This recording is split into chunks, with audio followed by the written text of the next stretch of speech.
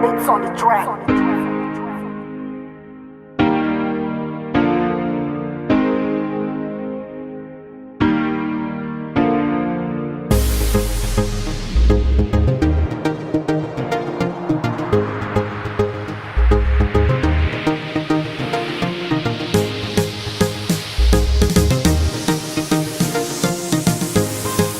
My name is Samuel Wambale. I'm a student at Maharishi International University, and I'm studying a master's in computer science. I come from Uganda, Eastern Africa.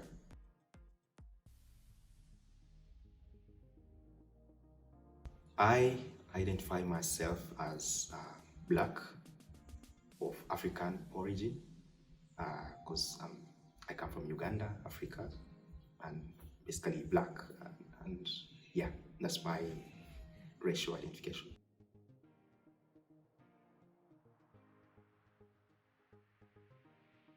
I am born in a big family. I am the sixth child of my mother, and I have 20 other siblings. My early childhood life, I lived in the village, and that is in Kasese district, Western Uganda. And our village is called Kabirizi, which is about 30 meters from Kasese town. So I grew up on a farm. My parents are farmers. We grew many crops like maize, beans, and all that, and also reared animals like cows and goats and sheep. So much of my early life I was living on a farm. And then later on, when I joined primary school, I moved to Kasese town where I did my first 7 years of school. And then I joined high school. I moved to a nearby district where I did 6 years in high school, in Tare school. And then later on, I joined university and I moved to the capital city in Kampala. Yeah, but about my early life, I was really more of a church boy. My family is a religious family. We participated a lot in church activities like Sunday school. And then when I joined high school, I was part of the Scripture Union. And then also on university, I was part of the Christian Union. So much of my life was in church, in activities like reaching out, music, singing, dancing, and all that. Aside that, also I liked sports a lot. I played a lot of soccer, volleyball, and then also athletics. Yeah, that's much about my early life.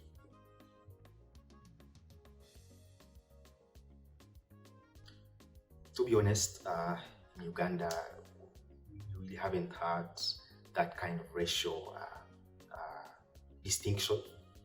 We all identify as Ugandans, that's the main thing. And then we have tribes in Uganda, over 50 tribes in Uganda.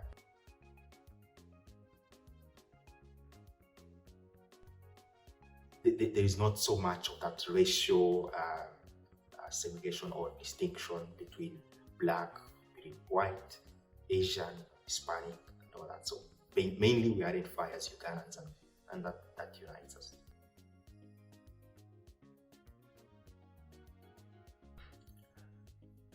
Growing up in Uganda, first of all, it's a developing country, third world country, if I may say. So it's kind of a little bit challenging, as you know, health, rather economic challenges. And personally, for my background, having grown up on the farm, it was really involving a lot of activities, being able to help the family to raise the animals, grow the crops. From the income that we got, that's where I got the money to pay for my tuition and all that. Then on joining university, I really worked hard because I was coming really from not a well-off family, so I had to work really hard. And that's typical of many young people growing up in Uganda. But fortunately, currently we have government sponsorship. So the government is coming in to sponsor some school programs like higher institutions, tertiary institutions and universities. So it's getting a little better.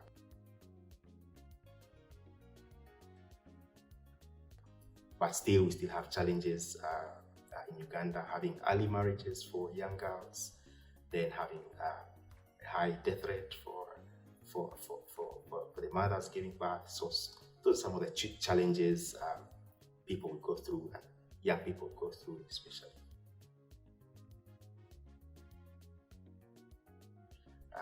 And then a bit also about the young people also.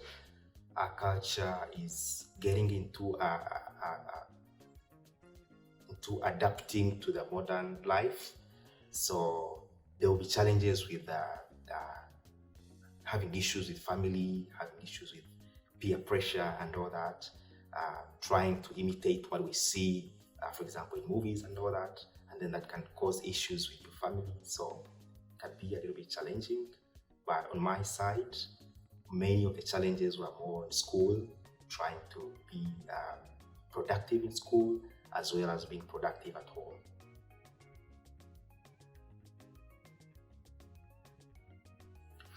Yeah, so we have a good number of girls who get married in their early teenage age, 13, 14, 15. And surely at that age, most of them are not ready for the maternal life or being mothers, raising children.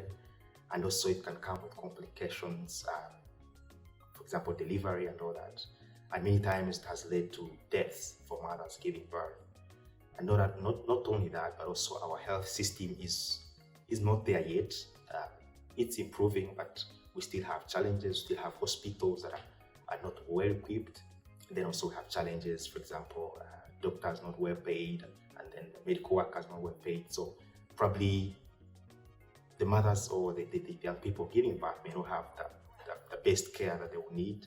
So probably that could be leading to some of those maternal deaths. But also the other reason is many students are dropping out of school when they're still young. And of course, when they drop out of school, then the next option is to get married. That is typical in Uganda. So they have young girls and boys getting married at an early age. So that can cause some of those challenges.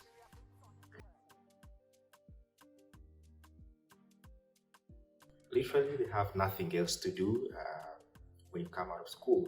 The next thing you think about is getting a source of income, then having a family. Because in our culture, that's like the next thing you think about when you're done with school. Even those who proceed to high institutions, college, university, when we finish, the next thing people think about is getting married, starting a family, because our culture really values someone being married or having a family if you're a man. So that's basically the trend. Yeah.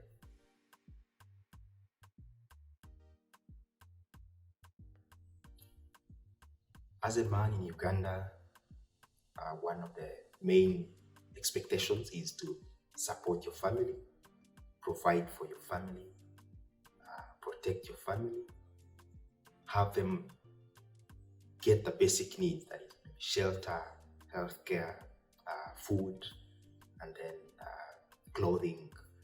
So those are the main challenges you have as a man. Those are the main responsibilities.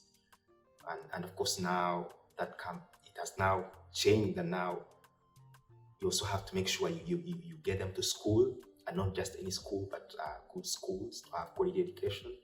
So as a man, for sure, you face those challenges. Not really challenges, but responsibilities. That's really typical in Uganda.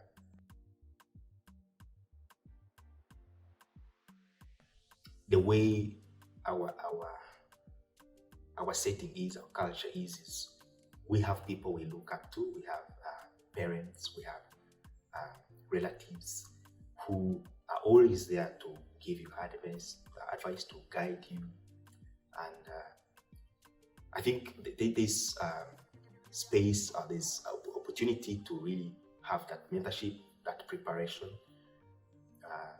although many times people may not really take on those opportunities, people don't really have time to really be prepared for that. And sometimes people get into it without really planning to get into it. So maybe no room to prepare. Yeah.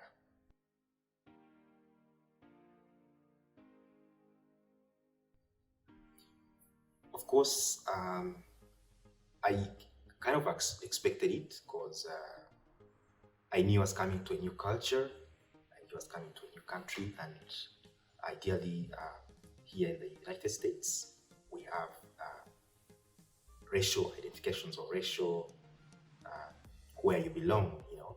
So I adapted, but at the start it was something new. Like I didn't see why I had to identify myself as following my race.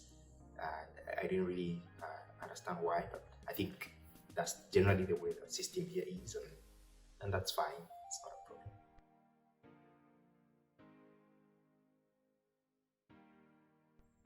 It doesn't really bother me because I'm Black, African, and that is true. I can't hide it. I'm proud of it, and it's not a problem because that is what it is, and I think I'm okay with it.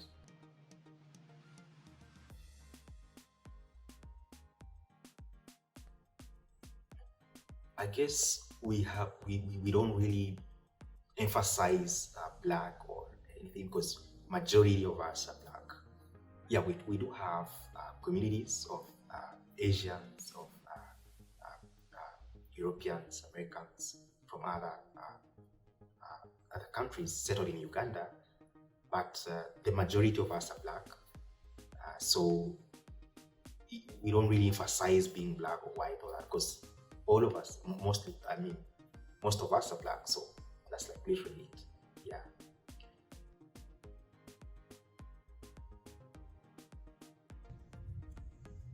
Yeah, so the Ugandan culture is a welcoming culture.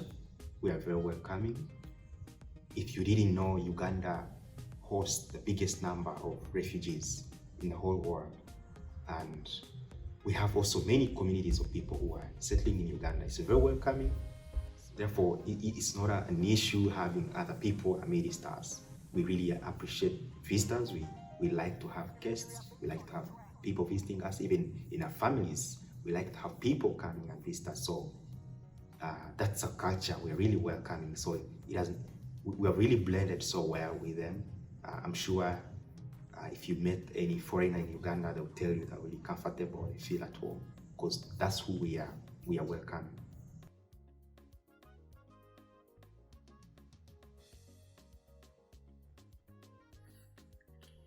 The first thing that I noticed when I came to the United States, first of all, the advanced technology that is used here, and not only in my university, but also in other sectors. Talk about roads and industrialization, online services and all that. I think in the United States, technology has really been adopted so well in all sectors, and that's really helpful. It's very different compared to Uganda. The other thing that I noticed when I got here, of course, as you mentioned, kind of different races here. The United States is mixed with different races, and that's really interesting.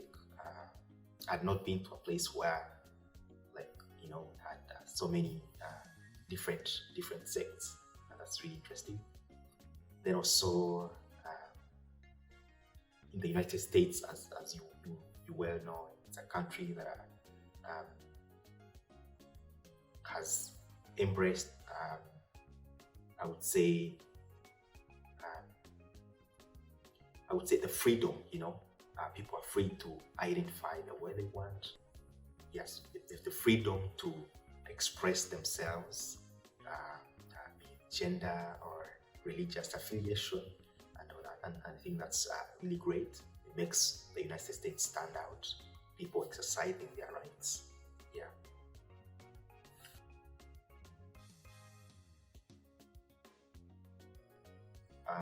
I think in my experience, it wasn't really a shock because I've also lived in Europe for over 2 years, so I'd seen some of those things there.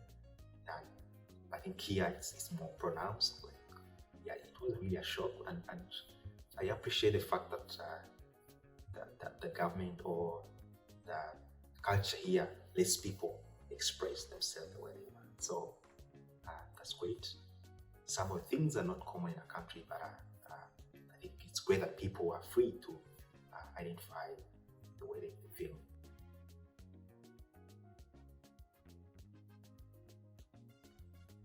Yeah, my favorite Ugandan dish is a traditional meal prepared commonly where I come from in Kasese, specifically the Rwenzori region, which also crosses across to Congo, and that is, we call it obundo. It's a kind of bread made from cassava flour, and it's really delicious. Usually we have it with chicken stew or beef stew or fish, and that's my best dish in Uganda, obundo.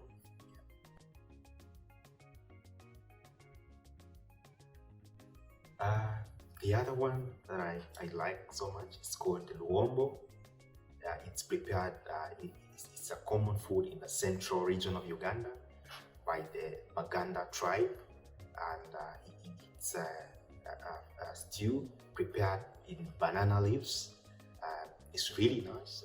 It has a special kind of flavor and aroma that comes with it, the way it is prepared. And it takes quite a while to prepare it, and it takes a skill to really make it. I personally don't know how to do it, but I love it. Luambo is always delicious also.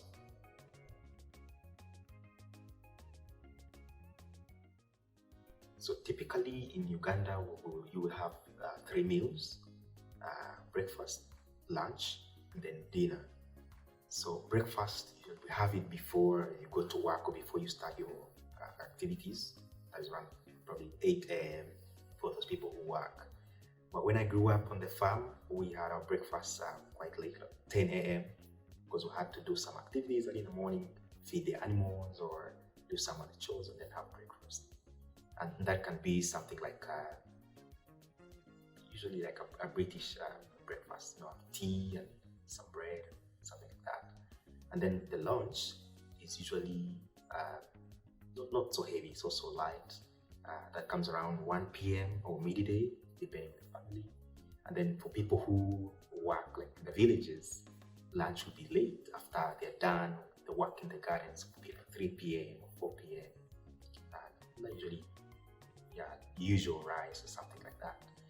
And the main meal is usually the dinner, which comes around 8 p.m. Because the one everyone is back home, because people have gone to work, they're back home.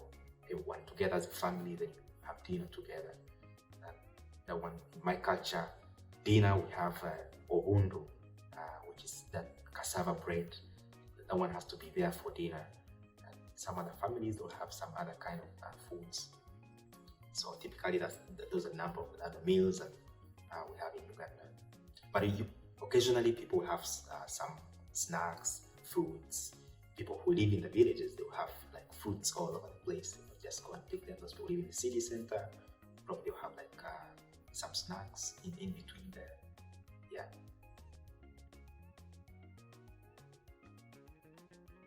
Traditionally, we have grown our foods in an organic way. We have not been using chemical fertilizers or any other modification like GMOs and all that, because we use fertilizers which come from usually manure from animal waste or crops that are kind of dried and then used as manure. So it's pure and organic. But in the recent years, maybe last 20 or so years, there's been an evolution to have higher production, like produce more, and that has forced people to change and start using chemical fertilizers, start using other maybe planting modified crops to have more produce, because the more produce you have, the more money you get. So it's kind of changing, but traditionally we have always grown our crops in an organic way without any chemical intervention, without any foreign intervention, but just using the soil that it is, and then also replenish the soil naturally using crops, using natural means of animal waste and all that. So we are proud of that. Actually, Uganda is currently the second highest exporter of organic food, second to India. So I think we are doing well there. I think the efforts by the government really emphasize having organic produce.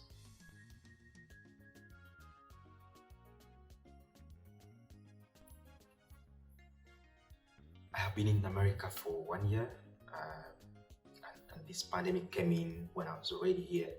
I really don't have so much experience with a pre-COVID situation, but from the little time that I was here before the pandemic, I should say there's been a change,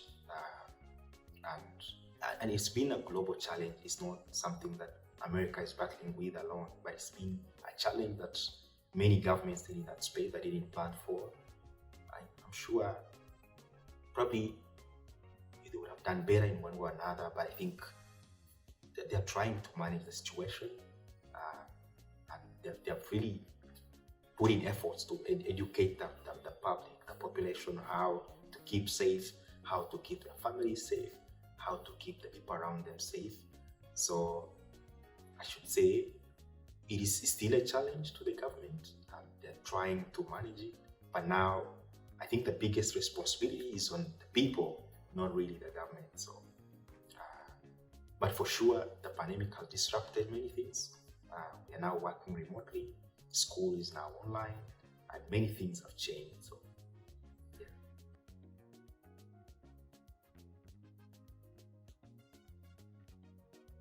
yeah, Uganda is also following the World Health Organization guidelines, which have been recommended. And also the government has been putting in a lot of effort to enforce the using of masks and also enforce the social distancing. Currently, the places of worship are all closed, churches, mosques, and all that, to further reduce the spread. Of course, it's challenging. It's more challenging in Uganda because our health system is not too standard. Yeah, the hospitals are overwhelmed with patients. It's getting terrible there. But I think the government and the people are trying to adjust and make sure they can handle it.